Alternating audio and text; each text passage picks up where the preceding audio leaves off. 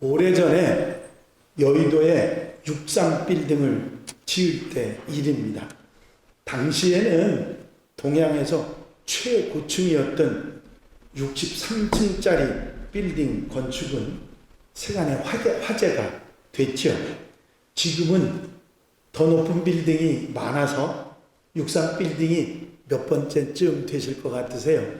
그래도 서너 번째는 되지 않나? 그러시는 분이 있으신지 모르는데 그거보다 높은 빌딩이 16개나 있답니다. 그러니까 63빌딩이 17번째래요, 지금은. 지금 국내 최고의 빌딩은 여러분들 매일 보고 계십니다. 555m, 123층 롯데 월드타워죠. 늘 우리 아이들은 저걸 깔치라 그러더라고요. 어떤 여러 가지로 표현을 합니다만은 이런 그 높은 빌딩이 지어졌는데 그때 당시만 해도 지금처럼 건축 기술이 좋을 때가 아니었거든요.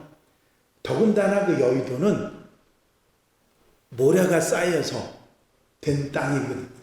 결국은 그 모래 위에다가 그렇게 높은 63층이나 되는 건물을 짓는다는 것을 쉽게 이해할 수가 없었고 많은 분들이 의문을 가졌었습니다. 그런데 시작을 한다고 기공식은 열심히 해갖고 아주 요란했는데 3년이 지나도록 63층은커녕 단 1층도 올라가지 않은 상태였다고 합니다. 마침 공사 현장에 예배를 인도해달라고 가신 목사님께서 예배가 끝난 다음에 현장 소장님한테 물으셨대요. 아니 3년이 지났는데 아직 한 층도 못 올라갔어요. 그랬더니 그 현장 소장이 웃으면서 대답하는 말이 목사님 건물이 위로 올라갈수록 밑으로 아래로 깊이 기초공사하는 게 굉장히 깊어야 합니다. 아직도 밑을 파내려가는 중입니다. 그렇게 말씀을 하시더라고 합니다.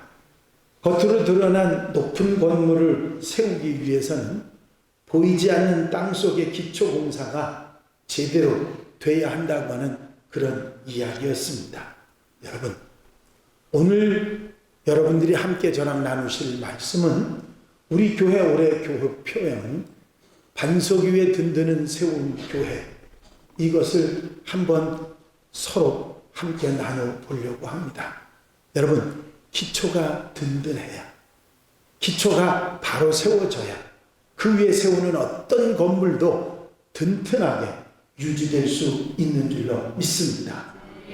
신앙생활이라고 하는 것, 기초가 중요하다는 것이죠.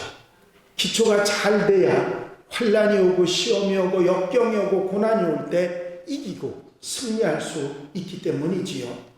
성도는 하나님의 말씀과 기도 그리고 성령과의 교제 속에서 믿음의 털을 잘 닦아야 합니다. 하나님 말씀은 신앙의 양식이 돼서 영혼을 살찌우지요. 그래서 우리의 삶 속에 기도를 통해 영혼의 호흡운동으로 내 신앙이 살아있는 증거가 됩니다. 성령님과의 교제는 살아계신 하나님을 체험하게 하고 나를 주님께로 인도해서 신앙의 중심을 잡게 하는 것입니다. 이렇게 항상 다져지는 기초 위에 아름다운 믿음의 집이 건축이 되어야 하는 것입니다. 그런데 벼락치기로 건물을 세우다 보면 기울거나 무너지기 십상인 것입니다. 신앙도 벼락치기로 올라가면 세파에 견디지 못하고 무너질 수가 있는 거지요. 신앙 체험과 신학적인 소양 그리고 경건한 믿음의 생활이 자리 잡아야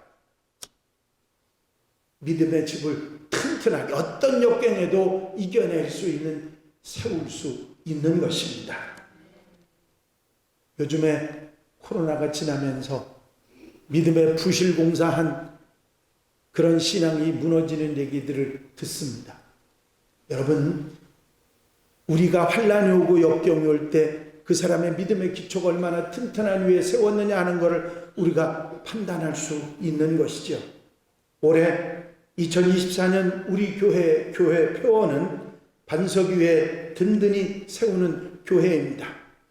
물론 반석 위에 든든히 세우는 것은 특별히 올해만 그래야 된다는 얘기는 아니죠. 언제나 신앙의 반석 위에 믿음의 집을 제대로 지어야 하기 때문입니다. 여러분, 그럼에도 불구하고 올해 이런 목표를 제가 마음속에 생각하게 된 것은 지금의 때가 반석 위에 세워야 할 필요를 주고 있기 때문입니다. 이전에는 신앙생활을 하기 위해서 견디어야 할 비와 창수와 바람이 지금처럼 많지 않았습니다. 그런데 이제는 달라졌어요. 흔히 하는 말에 눈 감으면 코 베가는 세상이 아니라 눈을 뜨고 있어도 코를 베가는 그런 급변하는 세상이 됐고, 견뎌야 하는 것도 그만큼 많아졌고, 이단들만 해도 예전의 이단들은 지금의 이단과 비교하면 신사적이었어요.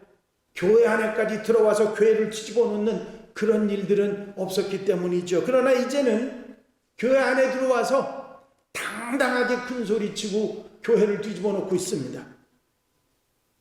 누구를 탓하기 전에 먼저 우리가 든든히 세우는 역사가 있어야 될 줄로 믿습니다. 어떤 비바람과 창수와 어떤 세력에도 흔들리지 않고 넘어지지 않는 신앙인이 되면 아무 문제가 없는 것이지요. 여러분, 이런 신앙적인 문제만이 아닙니다. 코로나 시대를 지내면서 우리는 이대로는 안 된다고 하는 분명한 교훈을 받았습니다. 우리의 반석을 얼마나 든든히 놓아야 하는가 굉장히 중요한 것을 깨달았던 것이죠. 그러기 위해서 우리 교회는 올해를 반석 위에 든든히 세우는 교회의 신앙인, 그런 교회를 이루고자 합니다. 여러분, 어떻게 하면 우리가 반석 위에 든든히 우리의 믿음의 집을, 나의 신앙을, 나의 삶을 바로 세울 수 있을까요? 그 가장 중요한 것은 우리 믿음의 반석, 우리 신앙생활의 믿음의 반석 위에 든든히 세우는 일입니다. 함께 읽으신 마태복음 7장 25절에 비가 내리고 창수가 나고 바람이 불어 그 집에 부딪혀 무너지지 아니하나니 이는 주추를 반석 위에 놓은 까닭이라 말씀하고 있습니다. 여러분, 모래 위에 세운 집은 비가 오고 창수가 나고 바람이 불면 넘어지지만 반석 위에 세운 집은 비가 오고 창수가 나고 바람이 불면 바람이 불어도 절대로 넘어지지 않는 것이죠. 아니, 제가 이야기하는 이 이야기는 굳이 설명할 필요도 없이 너무나 잘 하시는 말씀입니다. 문제는 아직 우리에게 비나 바람이나 창수가 대단하지 않았다는 것입니다. 계시록의 예언의 말씀을 여러분들 듣죠? 우리가 견디지 못할 환난과 역경과 고난이 있다고 하는 사실을 분명히 말씀하고 있습니다. 그런데 우리가 시시한 기초를 놔서 그냥 웬만한 일에 넘어지는 그런 신앙인이 되어서는 절대로 안 되겠다고 하는 사실입니다. 어떤 경우에도 흔들리지 않는 굳건한 반석 위에 세워야 흔들리지 않고 보호를 받을 수 있는 것입니다. 기초가 튼튼해야 됩니다. 그 기초가 뭐냐 하는 게 중요하죠. 성경은 세 가지 말씀을 하고 있어요. 여러분, 이 세 가지 기초를 든든히 세우는 여러분들이 되시기를 바랍니다. 일본 동경에 가면 100년의 역사가 넘은 임페리얼 호텔, 제국 호텔이라고 하는 호텔이 있다고 합니다. 이 호텔은 미국의 건축가인 플랭크 로이드 라이트라고 하는 사람에 의해서 세워진 호텔인데, 이 호텔을 짓는데 4년이 걸렸다고 합니다. 그런데 그 가운데 절반인 2년을 기초공사를 하는 데만 소모를 했다고 합니다. 많은 사람들이 그것을 보고 손가락질을 했다고 합니다. 왜 기초공사할 때 그렇게 많은 시간과 돈을 들이느냐고. 그런데 그 기초를 묵묵히 다지고 계속해서 다져서 결과 4년 만에 제국 호텔이 완성이 됐습니다. 결과적으로 그가 지은 이 제국 호텔은 돈과 시간을 너무 무리하게 들여서 지은 건물이라고 좋지 않게 평가를 받았다고 합니다. 그런데 그로부터 한참 후에 그 유명한 동경 대지진이 일어난 것입니다. 동경의 건물의 3분의 2가 완전히 파괴됐습니다. 수십만 명의 목숨을 잃거나 다쳤습니다. 그런데 그 와중에 유독 제국 호텔만큼은 끄떡하지 않았고 유리창도 5장만 깨졌다고 합니다. 그 안에 있었던 사람들은 하나같이 안전했습니다. 이유가 무엇입니까? 지진을 대비해서 그만큼 기초를 튼튼하게 다졌기 때문입니다. 여러분들이 잘 아시는 대로 일본은 지진이 자주 나는 곳이기 때문에 건물을 아예 지진 대비해서 만들게 돼 있습니다. 그런데도 그보다 더 심하게 그 기초를 했으므로 3분의 2의 건물이 무너지는데도 무너지지 않았다고 하는 것은 얼마나 중요한 교훈을 우리에게 남기는가 하는 것을 알아야 되는 것입니다. 신앙의 기초를 단단히 하고 반석 위에 세우는 것은 아무리 많이 해도 모자라지 않는 것입니다. 넘치지 않는 것입니다. 계속해서 단단히 믿음의 반석을 세워가는 우리가 되어야 될 줄로 믿습니다. 여러분, 신앙의 기초, 신앙의 반석이 무엇인가? 성경은 예수 그리스도 주님이 우리의 반석이시라 말씀하고 있습니다. 고린도전서 10장 4절에 보면 모두가 같은 신령한 음료를 뒤따르는 신령한 반석으로부터 마셨으니 그 반석은 곧 그리스도시다. 이 닦아둔 것 외에 능히 다른 터를 닦아둘 자가 없으니 이 터는 곧 예수 그리스도라. 우리 믿음과 신앙의 삶의 가장 중요한 기초는 예수 그리스도시다. 그것을 말씀하고 있는 것입니다. 에이, 목사님, 그 누구나 다 아는데, 나도 아는데. 그게 무슨 얘기냐면, 여러분, 우리 속에 예수를 꽉 차야 된다는 얘기예요. 예수 그리스도의 삶과 그 인생과 그 모든 주님을 아는 모든 것이 내 모든 삶에 자리 잡고 기초로 꽉 차 있어야 된다고 하는 얘기입니다. 어느 한 군데도 허술하지 않고 흔들리지 않던 그런 예수 그리스도의 기초가 단단히 내게 세워질 때, 그 반석 위에 우리 믿음이 세워질 때 놀라운 환난이나 역경이나 고난 가운데서도 이겨낼 수 있다고 하는 놀라운 말씀이 우리에게 주어진 것입니다. 여러분, 바울은 그 고백 가운데 예수 그리스도 안에, 그분 안에 일체의 비결, 모든 것을 가능하게 하는 일체의 비결이 있는 것을 알았다고 고백하고 있습니다. 나는 비천에 처할 줄도 알고 풍부에 처할 줄들도 알아. 모든 일, 곧 배부름과 배고픔과 풍부와 궁핍에도 처할 줄 아는 일체의 비결을 배웠노라. 내게 능력 주시는 자 안에서 내가 모든 것을 할 수 있느니라. 그렇습니다. 예수 그리스도 안에 있을 때 나는 일체의 비결, 모든 것을 할 수 있다고 하는 믿음의 능력과 힘을 얻었다고 고백하고 있는 것입니다. 그래서 주님께서 하신 말씀, 너희가 내 안에 거하고 내 말이 너희 안에 거하면 무엇이든지 원하는 대로 구하라. 그러면 이루리라 하신 말씀을 바울은 깨닫고 고백했던 것이죠. 반석이신 주님 안에, 그 안에 뿌리를 내리고 믿음의 삶을 살아가는 사람이 흔들리지 않는 믿음의 사람이 되는 것입니다. 예수 그리스도를 믿고 그분을 영접하고 그분과 함께 가는 사람, 그분과 함께 살아가는 사람, 그들이 바로 반석 위에 집을 짓는 사람이란 말씀입니다. 예수님을 떠나지 않고 모든 삶을 최우선 순위에 예수 그리스도를 두고 점점 작은 죄수가 되어가는 그 사람이 예수의 믿음의 반석에 세워지는 사람이라고 하는 말씀입니다. 생각도 생활도 의지도 삶에서도 예수님을 먼저 생각하고 그 뜻에 어긋나지 않는 사람, 그 사람이 흔들리지 않는 믿음의 사람인 것입니다. 여러분, 어떤 경우에도 예수님을 떠나지 말아야 합니다. 주님과 함께 살아야 합니다. 주님의 모습으로 살아야 됩니다. 예수님을 더 깊이 알고 예수님처럼 우리가 살아가는 모습이 되어져 나갈 때 우리는 그 반석 위에 든든히 세워지는 하나님의 백성들이 될 줄로 믿습니다. 그들이 믿음의 집을 제대로 짓는 신앙의 인생을 지어가는 사람들이 되는 것입니다. 여러분, 예수 그리스도가 우리의 반석이시고 기초가 되신다는 사실은 잘 알고 계시죠. 또 한 가지는 예수께서 하신 말씀 기억하실 것입니다. 베드로가 주는 그리스도시요 살아계신 하나님의 아들이시니다 하고 믿음의 고백을 했을 때 예수님께서 뭐라고 말씀하셨느냐면 이 믿음의 반석 위에 내가 내 교회를 세우리니 하셨습니다. 이 믿음이 뭐죠? 베드로가 믿는 믿음의 신앙 고백, 주는 그리스도시요 살아계신 하나님의 아들이시니다 고백했던 그 신앙 고백, 그 고백이 모든 신앙인들에게 기초가 된다고 하는 사실입니다.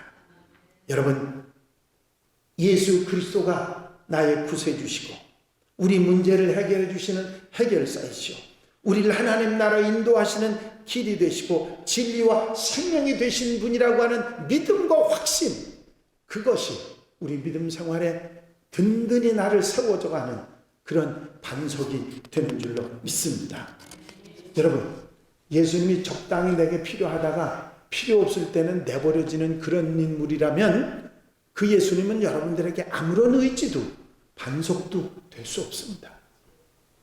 그분만이 나를 구원하실 분이고, 그분만이 나를 세워줄 분이고, 그분만이 내가 이 세상에서 견딜 수 있도록 해주는 구원자이시고 내 문제, 내 어려움을 해결해 줄 수 있는 분이라는 믿음이 내게서 흔들리지 않아요. 그분이 내게 이 믿음이 있어야, 이 반석이 있어야 믿음의 집을 세워가는 줄로 믿습니다.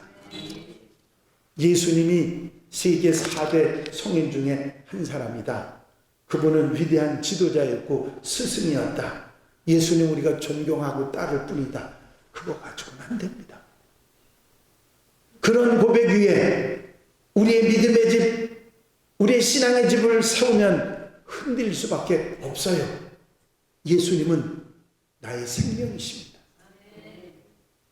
예수님 때문에 내가 삽니다. 그분은 나의 구원자시고 메시아시고 나의 모든 것입니다.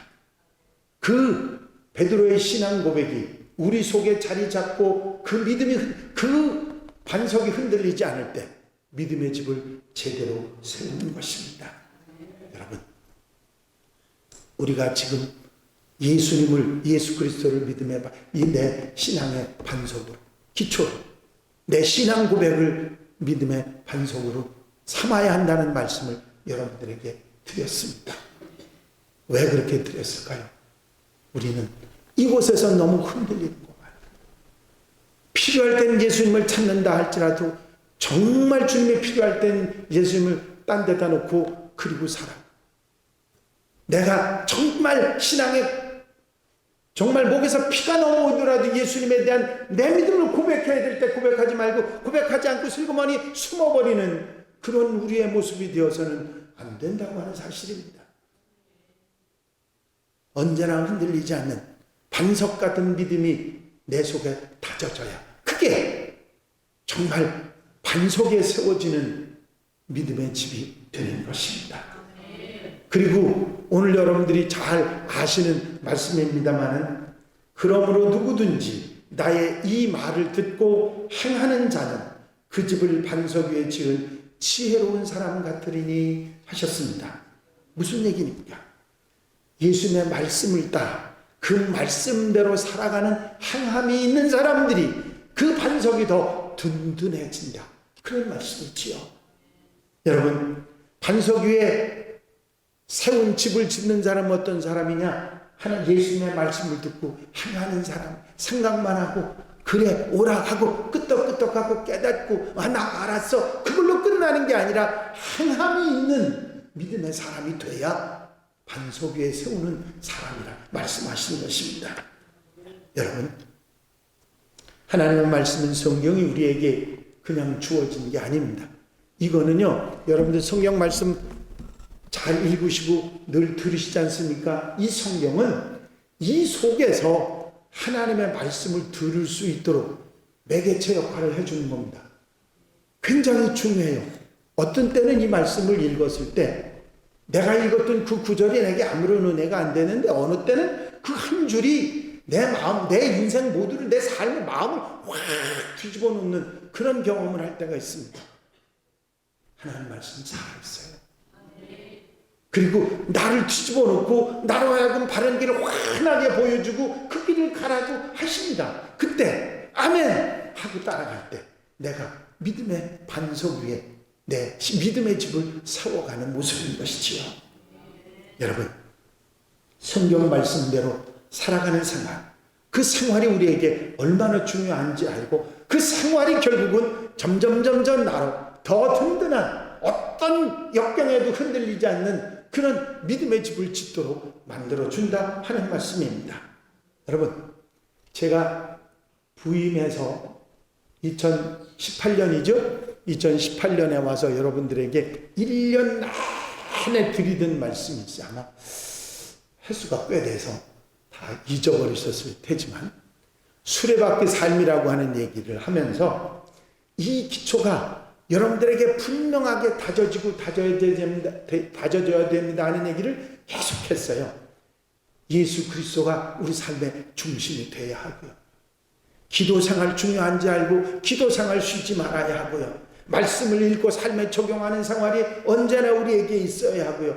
예배생활에서 절대로 뒤처지면 안 되고, 이웃을 사랑하고 사랑하는 이들을 섬기는 그런 나눔의 삶이 있어야 하고, 더불어 함께 살고 교제하고 사귀는 생활, 생명의 복음을 끝까지 나누는 전도 생활, 끝까지 하는 순종의 삶이 우리 삶의 든든한 기본이 되어야 됩니다. 아마 올해까지 들으셨을 거예요. 제가 툭 하면 나오는 얘기 중에 하나가 이 수레바퀴 삶이니까요. 알고 깨닫고 그리고 그렇구나 하고 아는 것만이 아닌, 정말 실제로 생활 속에서 말씀대로 사는 모습이 하나씩 나타나는 그런 생활이 있어야 믿음도 집도 교회도 든든하게 세워지는 것입니다.